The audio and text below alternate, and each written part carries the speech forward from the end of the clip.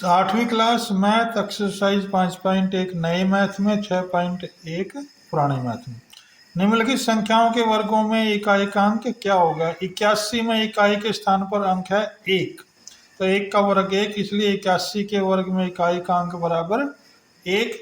272 में इकाई के स्थान पर अंक है 2, ये वाला 2 भी, इसलिए 2 का वर्ग कितना होता है 4, तो 272 के वर्ग में इकाई का अंक बराबर 4। इसमें देखिए भाई इकाई का अंक 9 है, 9 हो गया, तो 9 का वर्ग कितना होता है 81, इसलिए 799 के वर्ग में इकाई का अंक बराबर 1। देखो भाई ये वाला, इसमें देखो भाई इकाई का अंक 3 है ना, तो 3 का वर्ग होता है 9, तो इसलिए इकाई का अंक हो गया 9। इसमें देखो भाई इकाई का अंक 4 है, तो 4 का वर्ग होता है 16, तो 16 में इकाई का अंक कितना हो गया 6, तो इसलिए 1234 के वर्ग में इकाई का अंक बराबर 6। 8वीं क्लास 5.1 नए मैथ में 6.1 पुराने मैथ में पूर्ण वर्ग संख्याएं नहीं है, कारण बताइए। जैसा कि हम जानते हैं जिन संख्याओं में इकाई का अंक 2, 3, 7, 8 या सम संख्या में 0 नहीं हो तो वे पूर्ण वर्ग संख्या नहीं होती। जैसे 1507 में इकाई का अंक है 7, इसलिए पूर्ण वर्ग संख्या नहीं है। इसमें देखिए भाई 3 है ना अंत में, इकाई का अंक है 3, इसलिए यह भी पूर्ण वर्ग संख्या नहीं है। यहाँ देखिए 3 0 है का इकाई का अंक भी 3 शून्य है, जबकि शून्य सम हो तो वह संख्या पूर्ण वर्ग संख्या होती है, परंतु इसमें इकाई के अंक में विषम शून्य है, इसलिए यह संख्या पूर्ण वर्ग संख्या नहीं है। एक्सरसाइज 6.1 ओल्ड मैथ में 5.1 नए मैथ में 8वीं क्लास के लिए किस संख्या का वर्ग विषम होगा। 431 में इकाई का अंक क्या है 1, देखो ये 1 है जो कि विषम है, इसलिए 431 का वर्ग विषम होगा। और देखो इस संख्या में ये 6 क्या है भाई, इकाई का अंक 6 है जो, और इसका वर्ग कितना हो जाएगा 36, जो कि सम संख्या है, इसलिए इस संख्या का वर्ग सम संख्या होगा, न कि विषम संख्या। इसमें देखिए 9 में इकाई का अंक 9 है, 9 का वर्ग 81 होता है जो विषम संख्या है, इसलिए इस संख्या के वर्ग विषम संख्या होगा। 8वीं क्लास मैथ एक्सरसाइज 6.1 पुराने मैथ में 5.1 नए मैथ में क्वेश्चन नंबर 4, प्रतिरूप का अवलोकन कीजिए और रिक्त स्थानों की पूर्ति कीजिए, नहीं भरिए। 11 का वर्ग है 121, यानी 1 और 1 2, यानी 1 2 1। 101 का वर्ग है 1 1 0 2 0 1, यानी 101 में पहले 1 के बाद 0 है तो 1 के बाद 0, फिर 2 के बाद 0 और फिर 1। 1001 में देखिए यहाँ 2 0 है तो यहाँ भी 2 0 है, फिर 2 और फिर 1, यानी 1 और 1।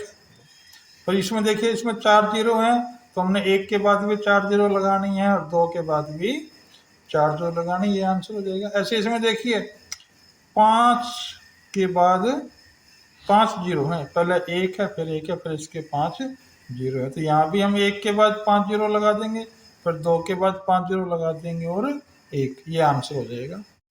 8वीं क्लास मैथ एक्सरसाइज 6.1 पुराने मैथ में 5.1 नए मैथ में। ये क्वेश्चन नंबर 5 देखते हैं अभी। 11 का वर्ग दे रखा है 121, यहाँ देखिए हम देखते हैं 101, 101 का वर्ग है 1 0 2 0 1, यानी 10 के बाद 10 20 1। यहाँ देखिए 3 बार 1 है, 10 10 1, तो क्या हो जाएगा 10 20 30 20 1, यानी 3 तक जाना है फिर वापस आना है।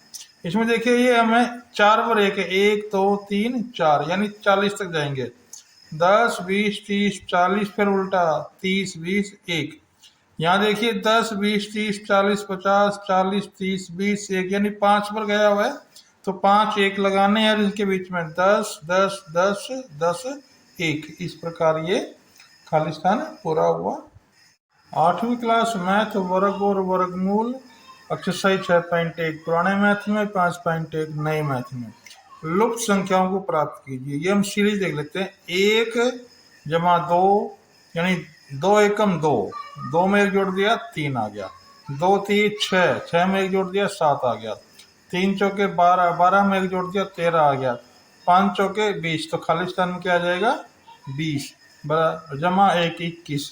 ऐसे ही यहाँ 30 आना चाहिए, 5 छके 30 जमा 1 31 का वर्ग, 7 छके 42, 42 जमा 1 43, 43 का वर्ग। इस प्रकार ये क्वेश्चन पूरा हुआ। मैथ 8वीं क्लास वर्ग और वर्गमूल, एक्सरसाइज 6.1 पुराने में, 5.1 नए में। 7वां क्वेश्चन देखिए, योग कीजिए बिना योगफल ज्ञात करो। योग किए बिना योगफल ज्ञात करो। 1 जमा 3 जमा 5 जमा 7 जमा 9, ये भी कितनी संख्या है 1 2 3 4 5, तो क्या लिखेंगे यहाँ 5 क्रमागत विषम संख्याओं का योग होता है 5 की पावर 2 बराबर 25। यहाँ विषम संख्या कितनी होगी 1 2 3 4 5 6 7 8 9 10, 10 होगी, तो यहाँ 10 क्रमागत विषम संख्याओं का योग 10 की पावर 2 बराबर 100।